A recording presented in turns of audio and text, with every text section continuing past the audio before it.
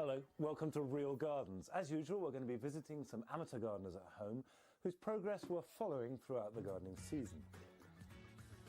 This week, Anne-Marie Powell's back in Stockport, weaving wattle with fiancés and first-time gardeners Mike and Alison. Well, let me start down here first. Carol Klein is in Felixstowe, helping plant-mad Diana Harold hack a path through her jungle. Lovely. Brilliant. And I'm braving the weather on the Norfolk coast with Brian, seeking some inspiration for her garden.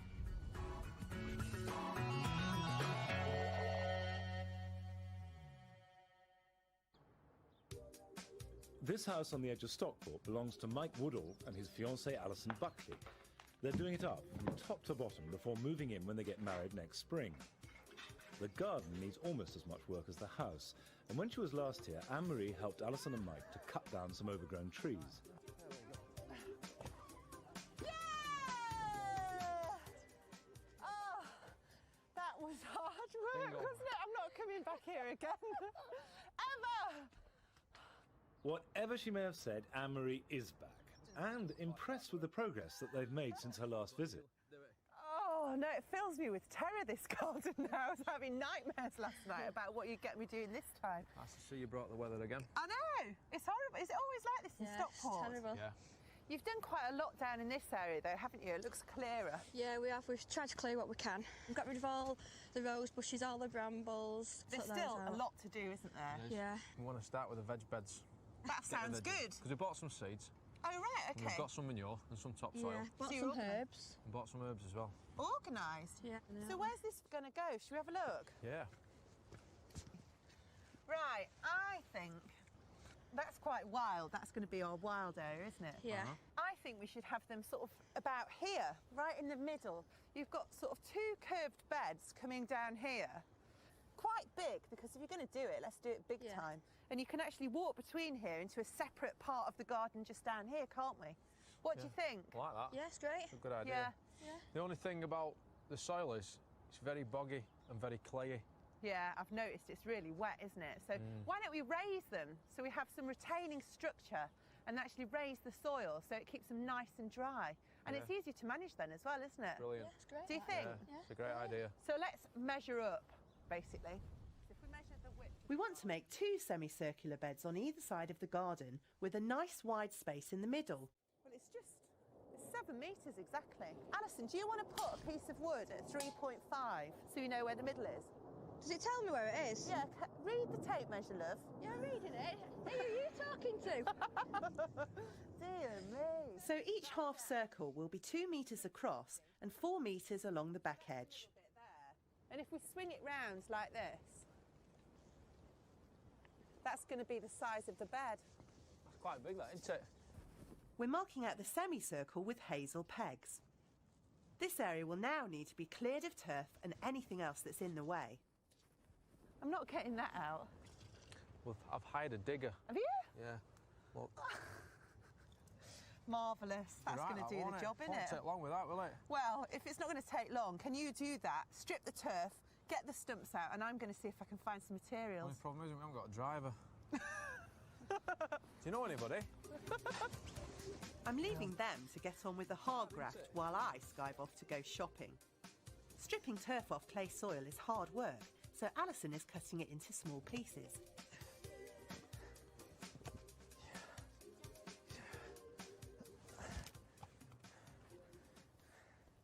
Hiya! Hello? You been grafting? Oh, yes. Right, well, look what I've got. It's like a bunch of twigs to me, love it. Well, it is at the moment, but look, I've got these chestnut pails, and we'll get a sledgehammer to these and get them into the ground and put them in at least that far so they're nice and stable. Because then what we'll do is we'll wrap these round and through, almost a bit like a basket, I suppose. And then we'll backfill it with soil, raised vegetable bed. Alison and Mike aren't convinced, but hazel rods like these have been used to make wattle fences and raised beds since gardening began. Before we can get weaving, we've got to put the chestnut posts into position. Right, that's the first post in. Let's get measuring and make sure they're all right. The spirit level helps us to get the key posts right. And we use the tape measure to check the radius is still true before knocking in the other posts. It's a good job I brought my sledgehammer. Stop! Stop! Can we get going with this now? Because otherwise we're never going to get it done, are we? Yeah. So, literally, all we'll do is just weave it like this. We're weaving the rods in alternate layers, as though we're making a basket, treading each layer well down to reduce the number of gaps. We're staggering the start and finish of each rod to make the whole thing as strong and smooth as possible. Lopping off the sticky out bits also gives a neat finish and means we won't spike ourselves as we walk past. It's done, isn't it? It is. Honestly, it's fantastic. Good, I'm glad you like it. Really pleased with it. But we need to fill it up now. So, you know the turf that we took up? Yeah. We can put those on the bottom upside down. It's called reverse turfs. And what that'll do is it'll just help water stay in this bed for a bit longer. We don't have to go mad with this. It's just so we can get a bond with the new soil. After turning over the soil and laying the turf, we're adding a layer of coarse horticultural grit for drainage. Yeah. And then it's time for the muck. I think you've got a bit of a problem with this horse manure. Why? What's the matter with it? Well, when did you get it? Sunday tea time. Well, it looks like it was probably produced Sunday lunchtime. I'm reluctant to mix half-rotted manure with the topsoil because I'm scared it might burn the tender young plants. The solution is to add a layer of manure to the bottom of the bed. By the time any vegetable roots reach it, the manure should be sufficiently well rotted not to burn them.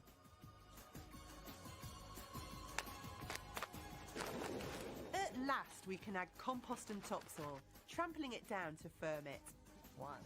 By the time I come back, I'm hoping that Mike and Alison will have finished planting this one and the twin bed on the other side of the garden.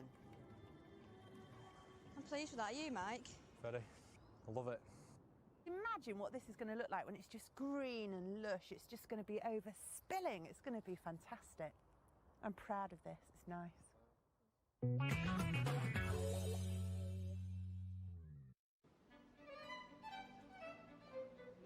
The Jacklin family moved to Norfolk from London 4 years ago, following an unprovoked attack on Martin, which left him severely disabled.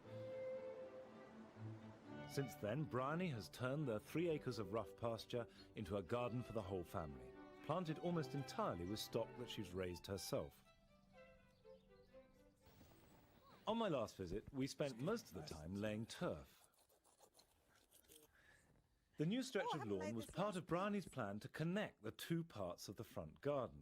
This has the effect of opening up the view from Martin's bedroom window. What she did was to create new gardens, gradually extending the eye. And by clever planting and by opening up that link there, you can see further and further. And it doesn't matter what time of the year it is, whether it's been raining, whether it's anything, you see something different and different every day. Bryony's next project is to add more wildflowers to the borders of her driveway. So she's dragging me out to the North Norfolk mudflats on a bitterly cold day to look at the coastal plants she wants to cultivate, Alexanders. Well, this is how they grow naturally, these wonderful billowy mounds of yellow flowers. So you want this running right the way down the drive? No, just little pockets of it. I love the way that they're so luscious and robust at this time of year. They don't snap. They have, the ability to cope with the wind, which is exactly what I need.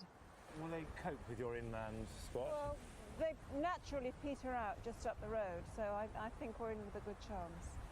We can't take any of these, even though there are thousands of them. No, you can't take any plant from the wild. You can grow them from seed. Right. But I have a source.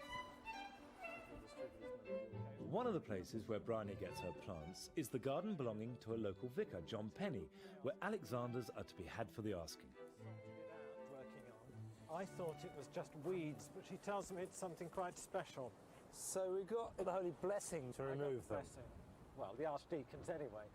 Well, of course, no one in their right mind would want them, even in a weed patch. But in the right context, which is what I have in mind, they'll do just the right job. You need a thug in your garden. Yeah. not too bad. There we are. Lovely. So that looks like a parsnip, doesn't it? Well, apparently it tastes like parsnip too. Doesn't smell like parsnip. Because I've eaten the stems. Like Stewed celery. them, yeah, they're very nice. But if you let the seeds develop, you can use the substitute pepper, which is what the Romans did. So there is no finer plant than the Alexander. Handsome thugs. Yeah. I'm going to be careful. A bit of rough in the garden, eh? Of course, the big question now is whether the Alexanders will actually survive a further 2 miles inland. So where are we going to put these? I think probably just along here. Yeah. If they're anything like John's garden, they're going to spread into the grass, aren't they? But I regularly cut this, so it'll be all right. Just a slit. Okay. So why are you putting them here exactly? But the main reason is that there are all these bulbs. There are snowdrops followed by daffodils and tulips and bluebells. And the Alexanders and the cow parsley and their cousins whiz up as their leaves go over, so it disguises the decay. Do you think they're going to all take with these taproots? No, I think a lot of them won't. I think the only thing to do is to cut some of the leaves off so that they're not under such a strain. Have you sort of begged, borrowed and stolen all the plants along here? Because it must be quite a lot to go right down. Would you like to rephrase that? No, you know what I mean. You do grow an awful lot from seed and cuttings and... Well, there were a lot of daffodils here already, and I've added to them. But people are very generous if they know you're interested. I've been given all sorts of wonderful plants, and it's a good way to make friends as well. I have to say, I think probably I've never gardened and been so cold in my life. Ever? Ever. I think that's code. Well, let's go and have a cup of tea. Oh, please. Your life outside Martin and the children is utterly ruled by the garden. Yeah. Where's that going? Madness, I should think. No, it's, I used to worry about it being a bit of an escape, but it isn't. What it does is puts things into perspective in a wonderful way. It gives you a sense of freedom. As well as the Alexanders, Bryony wants to transplant more spring wildflowers to the driveway, though this time she only has to go to the top field behind her house. These are lovely. It's a good spot, isn't it? These are dog violets. I've got sweet violets in the orchard. As much as I love them here, I just want to move little pockets of them into the drive where we see them every day. It does seem that you do deliberately try and take natural plants or naturalised planting and incorporate them into the garden. I mean, it's I'd not... love to, yeah. A lot of these good woodland plants do look good together, and they shouldn't be growing together. But a lot of people will say, oh, we're going to make a wild garden. Well, that's far too specific. I think just mix and match and enjoy them. You know, they're in flower for a short season. Enjoy them where you can see them. So we're just going to take clumps out? Yes, in the turf. Okay. In fact, they won't mind us at all, will they? No, they thrive on it, actually. And not only will the ones that we move be okay, but the ones that we leave behind will spread more vigorously. Now, I'm going to put them along here on this front edge. So we've got the tall things on the back. Okay. Little starlets on the edge. Starlets of violets.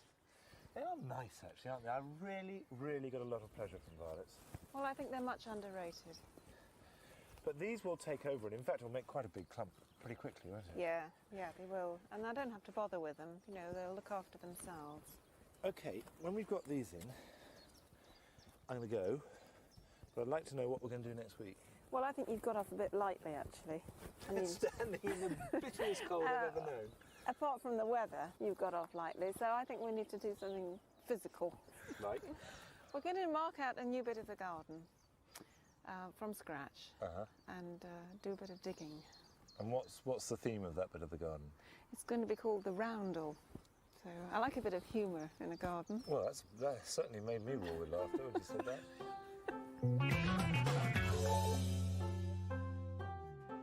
Where was it? was After very the break, close. Carol Klein is hunting down the wildlife and making tracks in Diana's overgrown shrubbery.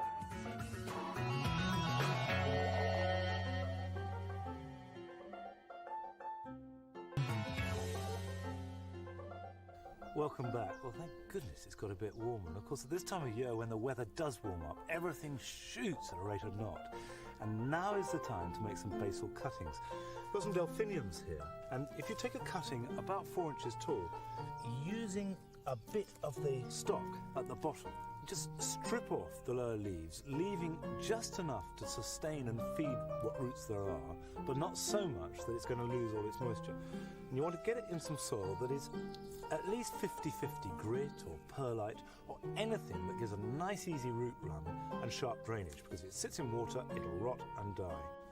If you're just doing a few on a windowsill, get a polythene bag and put it over the top, and that will trap the respiration. You just water it lightly first, put the bag over it. You can put a couple of sticks in because that stops the polythene touching the leaves where it can rot off. And then when it's growing nice and strongly, repot it into more nutritious compost. Now, somebody who's a plantaholic would know all about that sort of thing is Diana Harold, and Carol Klein has gone to see her in her garden in Suffolk. Diana moved into her bungalow 5 years ago, and since she retired from teaching, she's been able to spend much more time in her garden. She's an avid plant collector with a permanent surplus of plants in pots, which desperately need a home. Her wild area at the back of the garden still needs some clearing, whilst her vegetable garden, by contrast, is somewhat thin on the ground. On her last visit, to make a start, Carol helped Diana sow some cabbage seeds. Since then, Diana's been sowing every vegetable she can lay her hands on. Now, every available windowsill is packed with plants. God, you've got modules everywhere. Modules mad. Brilliant. And how about our cabbages? Yes, our cabbages were a complete failure, I'm afraid. A bit of a sorry sight. Yes. What happened to them? Well, I did go up to Leeds for a few days just to see my new granddaughter, and I think they might have just dried out then. Yeah, they need attention every day, but it's a good excuse, isn't it? Wonderful. But your carrots look great. So do those little round ones? Yes, they're patio carrots. Patio carrots?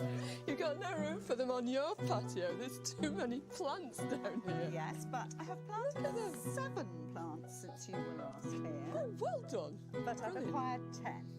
Oh, that's no good at all. That's absolutely hopeless. I know. I've saved something to show you, actually. I'm a bit worried about a beetle that I found indoors. Oh, right. Look, I've put it in a jar. Ugh. Without doubt, it's a vine weevil. Oh, no. Yeah, the adult, the beetle itself. And where was it? It was very close to this beautiful plant, and look what's happened. Oh yeah, I mean that's a sort of archetypal sign of vine weevil damage. You know, these great big pieces chewed out the side of the leaf.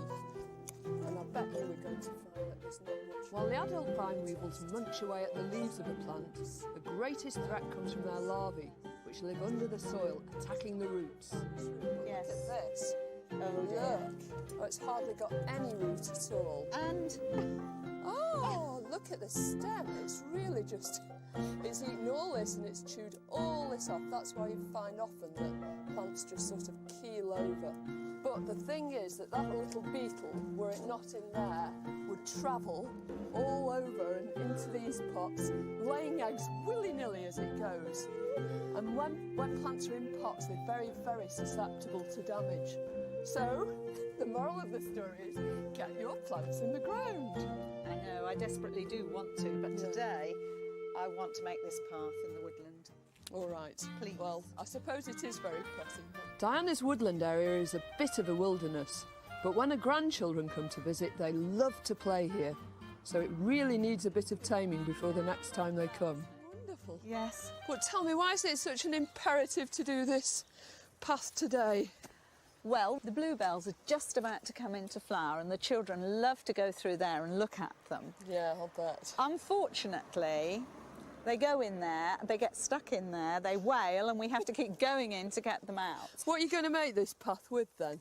Well, I bought some bark and I thought it would look very good down here. Yeah, be ideal. So I suppose the first thing to do is mark it out, yeah? Jolly good. We're going to use a long length of hose to mark out our route. To keep the path clear, we'll have to be ruthless with any plants that get in the way. I want to get rid of this right through the iris. You don't like that plant, do you? It grows everywhere, it's like a weed. This tree stump's coming out eventually, but not at the moment. And this is a much more solid obstacle, isn't it? And I've been dying to I know you cut it back to nothing at all. Diana insists on keeping most of this orchidor, but we're taking a good chunk out, leaving our way clear to lay the next section of path. Through here. Is this hose going to be long enough? Yes, I think so. We're taking care to rescue the more precious treasures, like this phlomis, to replant elsewhere.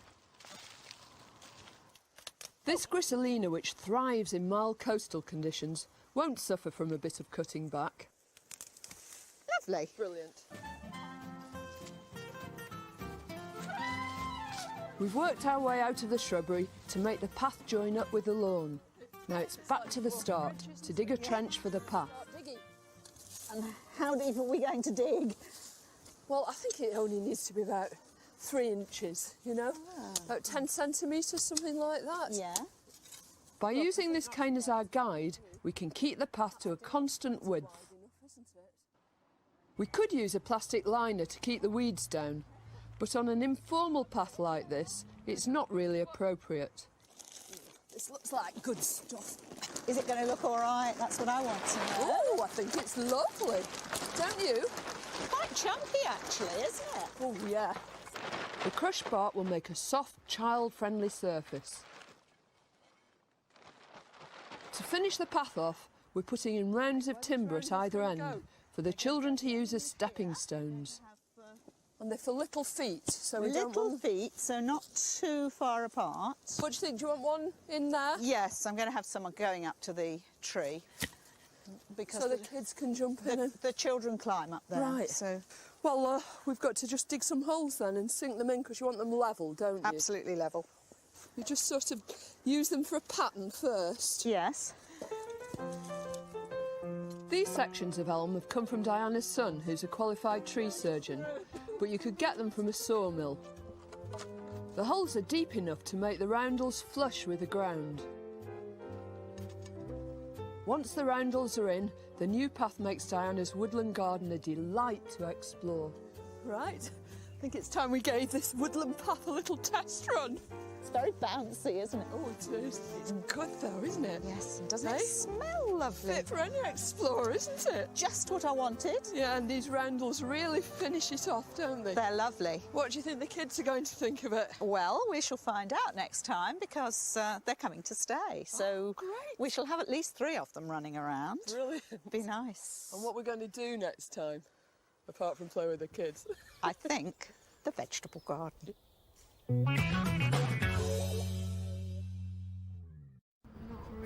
Next week, Anne-Marie is going to help Lisa to convert her scruffy old shed into a children's playhouse. Ooh. Carol is sploshing about in mud with Adrian and Debbie. And I'm back with Brian, helping her with her roundel garden. See you then. Bye-bye.